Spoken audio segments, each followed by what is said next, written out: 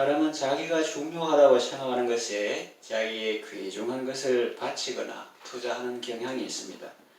어느 회사가 재무 구조가 건전하고 탄탄하며 또 사회적 가치가 있고 또 전망이 밝다면 그 회사에 힘을 실어줄 것입니다. 단순히 그 회사 제품을 사먹는 거나 소비하거나 활용하는 걸 넘어 그 자기 주인으로 다시 말하면 주식을 사서 주주가 될 것입니다. 또 자기가 중요하다고 생각하는 사람을 만난다면 다른 사람을 보내지 않고 자신이 직접 만나러 갈 것입니다.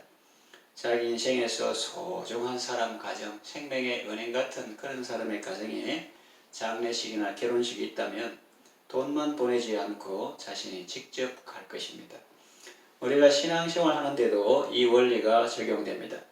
예수님이 정말 나의 구주시고 생명의 은인인 것을 아는 사람은 주님께 귀한 것을 드릴 것입니다. 젊을 때 힘 다하여 주님을 섬길 것입니다.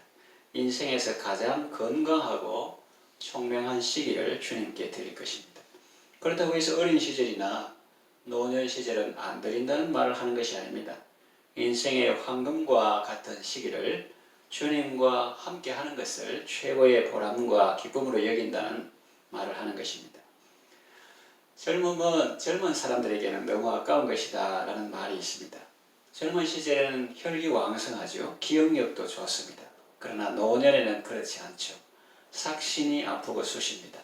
몸의 약한 부분부터 터지고 그걸 겨우 막아놓으면 또 다른 곳이 터집니다. 기억력도 감퇴됩니다. 인지 기능도 저하됩니다. 책을 읽어도 읽을 때뿐이고 한 장 넘기면 앞장 내용을 잊어버립니다. 그때야 젊음의 소중함을 알고 그리워합니다. 청춘을 돌려달라고 합니다. 그러나 젊음의 때는 이미 다 지나갔습니다.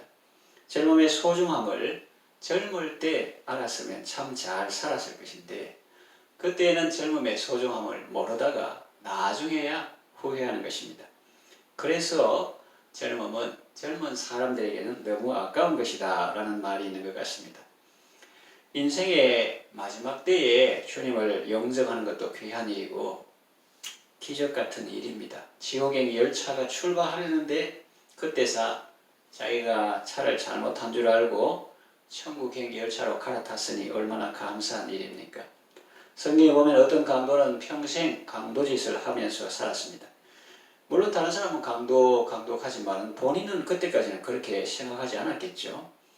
나름대로 의협심을 가지고 정의를 위해서 산다고 살아왔을 것입니다. 그러나 죽음을 앞두고 십자가에 달리신 예수님 앞에서 자기 모습을 보니 순간순간의 모든 일들이 죄와 허물 뿐이었습니다. 그가 예수님을 조롱하는 반대편 강도에게 하는 말을 들어보면 그의 마음 상태를 알 수 있습니다. 자기들은 그런 형벌을 받기에 합당한 죄인이지만은 저기 예수님은 그렇지 않다는 거죠. 의로운 분이라는 거죠. 그리고 예수님께 당신의 나라 임하실 때 나를 기억하소서라고 했습니다. 예수님이 메시아이심을 알고 자신을 긍휼히 여겨주시기를 구하는 것입니다. 이처럼 생애의 마지막에 구원받은 사람도 있습니다. 참 감사한 일이죠. 그러나 제가 말씀드리고자 하는 것은 삶의 마지막 순간에 이렇게 예수님을 영접하고 구원받는 것도 귀한 일이지만 일찍이 예수님을 믿고 인생의 가장 소중한 시기를 주님과 함께 한다는 것은 더욱 귀한 일이 아니겠습니까? 전도를 하다 보면 양다리 걸치려는 사람을 가끔 봅니다. 예수는 믿어야 되겠는데 세상 쾌락을 포기하기는 싫고 그래서 아예 안 믿는다고는 말하지 않고 이렇게 말합니다. 지금은 안 믿지만 제가 60, 70세 되면 그때는 믿겠습니다. 그런 말합니다. 얼핏 들으면 지혜로운 것 같지만 착각하고 있는 것입니다. 이 위험 많고 변수 많은 세상에서 자기가 그때까지 산다는 것을 어떻게 확신할 수 있습니까? 그리고 설령 그때까지 산다고 해도 그때 자기가 마음먹은 대로 계획한 대로 회심하는 것이 가능하다고 어떻게 장담할 수 있습니까? 그때에는 혹시 술 취한 상태로 길바닥에 누워 있을지도 모릅니다. 갑자기 회심해서 예수님을 믿기보다는 그때까지 살아온 방식 그대로 살 가능성이 오히려 더 많습니다. 예수님이 정말 좋은 분이라면 믿기를 유보할 이유가 어디 있습니까? 임종 직전에 겨우 구원받는 것과 젊은 시절부터 예수님을 모시고 예수님과 동행하며 생명과 기쁨의 승리의 삶을 사는 것에 가치를 비교할 수 있습니까? 그런데도 지금은 안 믿고 나중에 믿겠다고 하니 그건 마치 영양실조로 죽어가는 사람이 정성껏 차린 음식상 앞에서 나중에 먹겠습니다 라고 하는 것과 같습니다. 우리가 주님께 헌신할 때 자신의 일부나 돈만 드리는 것이 아니라 자신을 드리는 이유가 무엇입니까? 성경에 보면 그런 표현이 많이 나오죠. 그 어려운 교회 구제할 때 어떤 교회 성도들은 그 물질만 드릴 뿐만 아니라 기꺼이 자신을 드렸다 이렇게 하죠. 또 창세기에도 아벨과 그 제물은 연락하셨으나, 그러니까 제물과 드리는 사람 따로가 아닌 거예요. 그래서 자신을 먼저 드리고 또 기쁨으로 나머지도 드리고 하는 그런 표현이 성경에 나오죠. 그래서 우리가 주님께 헌신할 때 자신의 일부만 떼가지고 이렇게 드리는 것이 아니라 자신을 드리는 이유가 무엇입니까?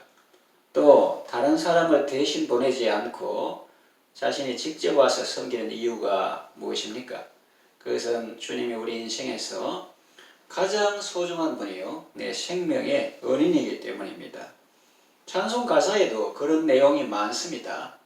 저 보좌에 앉으신 주 예수여, 그 다음에 몸드리는 일까지 도우소서, 몸드리는 일까지 도우소서. 또 다른 찬송 가사에는 나 주님께 몸 바쳐서 주의 일 힘쓰리, 이 몸을 바친다 하는 이런 표현이 많이 있습니다.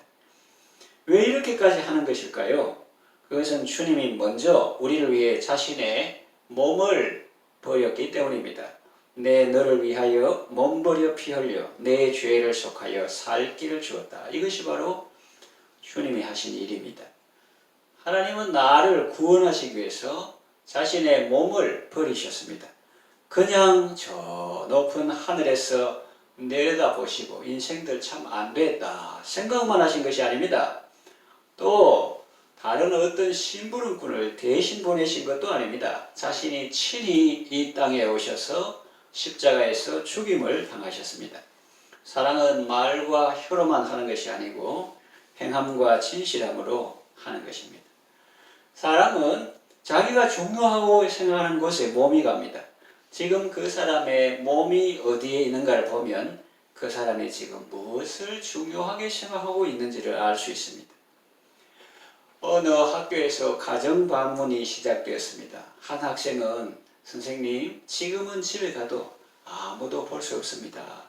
저는 좀 연기해 주십시오. 그렇게 요청했습니다. 그리고 이제 며칠 뒤에 휠체어를 탄 한 분이 교무실로 찾아왔습니다. 그 몸은 불편했지만 얼굴은 밝고 마음에는 감사와 기쁨이 있었습니다. 그분이 말하기를, 선생님, 누추한 저희 집에 도저히 모실 수가 없어서 제가 이렇게 선생님을 뵈러 왔습니다. 하니까 선생님이 이렇게까지 안 하셔도 되는데 하니까 아닙니다. 1년 동안 우리 아이를 맡아주실 선생님인데 제가 인사는 드려야지요. 이제 만나 뵈었으니 돌아가겠습니다. 그랬습니다. 그걸 본 선생님은 감동으로 목이 메었습니다. 외모는 화려하지 않고 몸은 불편했지만 그 마음은 정말 건강하고 아름다운 마음이었습니다. 사람이 사는 것이 이런 게 아닐까요? 그러나 아무래도 요즘은 편의주의가 많은 것 같아서 마음이 안타깝습니다. 내가 바쁘니까 꼭 직접 갈 필요가 있나? 그렇게 생각하고 자기가 직접 가는 대신 돈을 보내고 다른 사람을 보내는 경우가 많습니다. 사람은 중요하게 생각하는 곳에 몸이 갑니다. 그 학부형이 선생님을 만나기 위해 학교에 오는 심정으로 우리가 하나님 앞에 예배하러 나온다면 어떻게 했습니까? 물론 신학적으로는 주님은 안 계신 곳이 없죠. 그러나 우리가 예배 자리에 나올 때 그런 마음을 갖는 것이 어떤가 하는 것입니다. 주님, 저희 집에 오심을 저는 감당치 못하겠나이다. 저 이렇게 불편한 몸이지만 주님 만날 기쁨으로 왔습니다. 이젠 안심입니다. 감사합니다. 그러면 하나님의 마음은 어떠하실까요? 하나님은 나를 존중히 여기는 자를 내가 존중히 여긴다고 말씀했습니다. 아마 그 선생님은 그 어머니를 기억하면서 학생을 잘 지도했을 것입니다. 우리가 하나님의 은혜를 알고 하나님을 경외하는 삶을 살 때 우리는 하나님 앞에 몸을 드리게 될 것입니다. 내 일부나 나의 어떤 것만 분리해서 던지는 것이 아니고 그것과 함께 그것을 안고 내 자신이 주님 품에 안길 것이며 먼저 자신을 주님께 드리고 또 나머지도 기쁨으로 드리게 될 것입니다. 그래서 우리 찬송하죠. 찬송은 곡조 있는 기도라 했는데 저 보좌에 앉으신 주 예수여 몸드리는 일까지 도우소서. 그런 찬송이 있죠. 다른 어떤 것도 예배와 대체하지 않을 것입니다. 제 말씀을 정리하며 마치겠습니다. 주님은 우리를 위해서 몸을 주시고 심장을 주셨습니다. 그런 은혜를 받은 우리가 주님께 이론만 드리고 상상만 드리고 립싱크만 드릴 수는 없는 것이죠. 온 마음으로 송추하고 생명 다해 주 섬기는 것이 우리의 도리요 또 기쁨 아니겠습니까? 온몸 바쳐 충성함으로 주님의 사랑과 은혜에 보답하는 아름다운 삶을 살아가시기를 바랍니다. 아멘.